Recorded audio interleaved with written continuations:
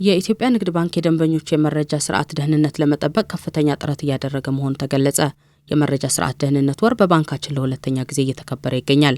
የታመነ የባንክ አገልግሎት በዜሮ ትረስት በሚል መሪ ቃል እየተከበረ የሚገኘው የመረጃ ስርዓት ደህንነት ወር የደንበኞችና የሰራተኞችን ግንዛቤ ከፍ ለማድረግና ባንኩ ለዚሁ ዘርፍ የሰጠው ከፍተኛ ትኩረት ለማሳየት ያለመ መሆኑ በኢትዮጵያ ንግድ ባንክ የፍራውድ ማኔጅመንት ስራ አስኪያጅ አቶ ዳንኤል ማናዬ የገለጹት። አንደኛው በሰው ኃይል፣ ሁለተኛው ደግሞ በቴክኖሎጂ፣ ሶስተኛው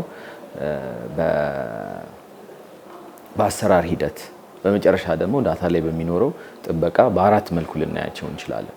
ስለዚህ በእነዚህ በአራቱ መንገዶች ባንካችን የተለያዩ ጥበቃዎችን የሰው ኃይልን በማዘመን በማሰልጠን ሰርቲፋይ በማድረግ ቴክኖሎጂዎችን በተለያዩ ቴክኖሎጂዎችን ገጥሞ የተለያዩ ምርመራዎችን የተለያዩ ቁጥጥሮችን በማድረግ ላይ ይገኛል ማለት ነው። ሆኖም ባንኩ ከሚያደርገው ጥረት በተጨማሪ ደንበኞች ከባንኩ የሚላኩ ግንዛቤ ማስጨበጫ መልእክቶችን በአግባቡ ማንበብና መገንዘብ ይገባል ያሉት አቶ ዳንኤል ከዚህ በተጨማሪም በፋይናንሱ ዘርፍ ያሉ ባለድርሻ አካላት ትብብርም ይጠይቃል ብለዋል። አንደኛ ደንበኞች ራሳቸው እኛ በሚልክላቸው ብዙ መረጃዎች አሉ። በሶሻል ሚዲያ እንለቃለን፣ በኤስኤምኤስ እንለቃለን፣ በሜሴጅ ማለት ነው። እሱን በማየት ብቻ መማር ይችላሉ ሌላ ነገር ሳያስፈልጋቸው።